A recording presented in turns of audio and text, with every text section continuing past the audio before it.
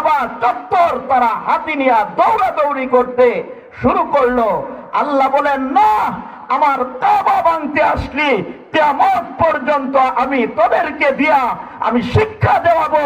যারা আমার নাফরমানি করতে আসে আমি কিয়ামত পর্যন্ত এভাবেই আমি আমার নাফরমানদেরকে ধরবো, একটাকেও ছাড়া যাবে না।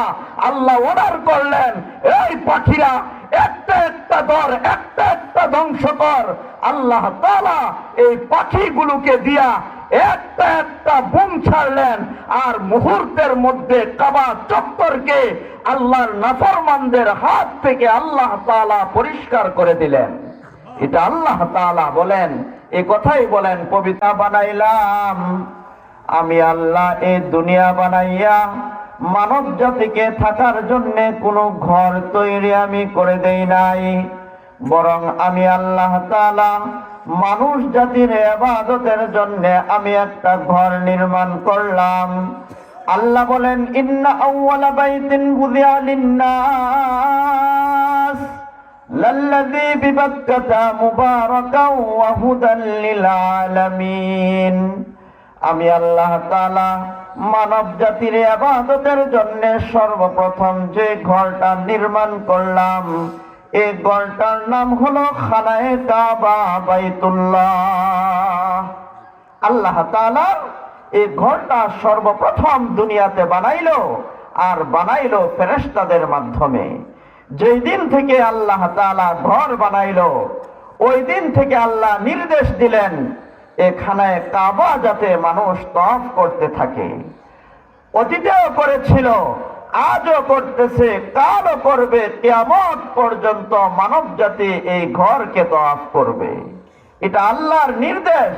যদি মানুষ জাতি তওয়াফ করা বন্ধ করে দেয় কখনো কোনো দুর্যোগের কারণে অথবা কোনো পাপাচারে লিপ্ত হওয়ার কারণে, যদি মানুষগুলো এই কাবা তওয়াফ করা বন্ধ করে দেয়, তাহলে মানুষ ছাড়া আল্লাহ যে অন্যান্য প্রাণীগুলো বানায় রাখলো, এদেরকে দেয়া হইলেও আল্লাহ তাআলা এই কাবাকে তওয়াফ করাবে।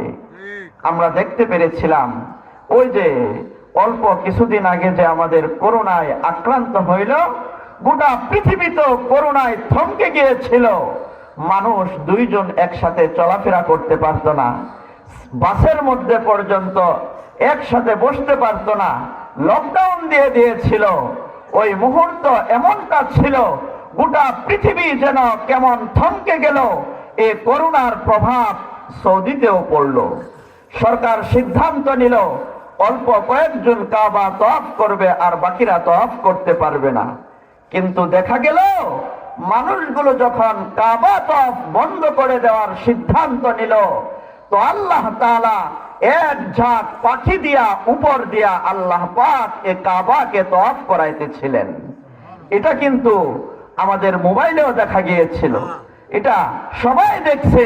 তার মানে হইল যে আল্লাহ তাআলা কাবা বানাইলো, কাবার জিম্মাদারি আল্লাহ নিলেন, মানুষকে দিয়া তওয়াফ করাবেন। কখনো মানুষ বন্ধ করে দিলে আল্লাহ অন্যান্য প্রাণীদেরকে দিয়াও আল্লাহ সক্ষম কাবা তওয়াফ করাতে।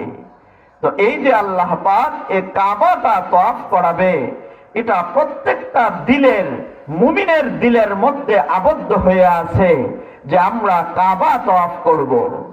মুসলমান চাই আমি আল্লাহর ঘর দেখব দুইটা চোখ দিয়া। পৃথিবীর যে প্রান্তে মানুষগুলো থাকে না কেন, কাবাতে যাইতে চায়। এটা অতীত যুগেও ছিল। আল্লাহ তাআলা কাবার প্রতি এমন একটা আকর্ষণ দান করলো যে কাবা মানুষ দেখতে চায়, কাবাকে তওয়াফ করতে চায়, কাবার মোহাব্বত তার অন্তরে আছে। এটা মুমিনের দিলের চাহাত। নবী আলাইহিস সালাতু ওয়াস সালাম যে বৎসর জন্মগ্রহণ করবে, ওই বৎসর ইয়ামানের এক বাদশা ছিল, নাম হলো তার আব্রাহা। চিন্তা করলো মক্কাতে কাবা আছে, ওইখানে মানুষগুলো যায়, মক্কার কাবাতে যাওয়া মানুষ বন্ধ করতে হবে। তাই আমি আমার দেশে কাবার আদলে একটা কাবা বানাইবো, আর মানুষদেরকে বলবো যেন আমার কাবাতে আইসা মানুষগুলো তওয়াফ করে। তো এই আব্রাহা বাদশা সে সিদ্ধান্ত নিয়ে কাবা বানাইলো। তো মানুষের বানানো কাবা আল্লাহর বানানো কাবা বেশ কম আছে না নাই? বেশ কম আছে। আল্লাহর বানানো কাবার মধ্যে মানুষের একটা আকর্ষণ আছে, মানুষের বানানো কাবাতে এমন কোনো আকর্ষণ নাই। তো তার কথা আর কে শুনবে? কেউ আসে না।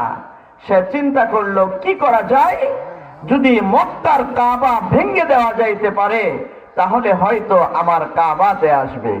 গেল মক্কাতে যে কাবা, এই কাবা ভাঙার জন্যে। কিন্তু এই কাবা যে ভাঙবে, কিভাবে ভাঙবে? তৎকালীন সময়ে যুদ্ধ করার জন্যে হাতি ব্যবহার করত। আর তৎকালীন সময়ে এই হাতি ছিল এক একটা ট্যাঙ্কের মতো। বর্তমান যেমন যুদ্ধ জাহাজ আছে, ওই হাতিগুলো ছিল এমন পাওয়ারফুল, শক্তিশালী। বিশাল এক হাতি বাহিনী নিয়ে কাবা ভাঙতে গেল। কাবা ভাঙতে যাওয়ার পরে কাবা ঘরের যে মুতল্লি ছিল, উনি ছিলেন রসুলের দাদা আব্দুল মুত্তালিব।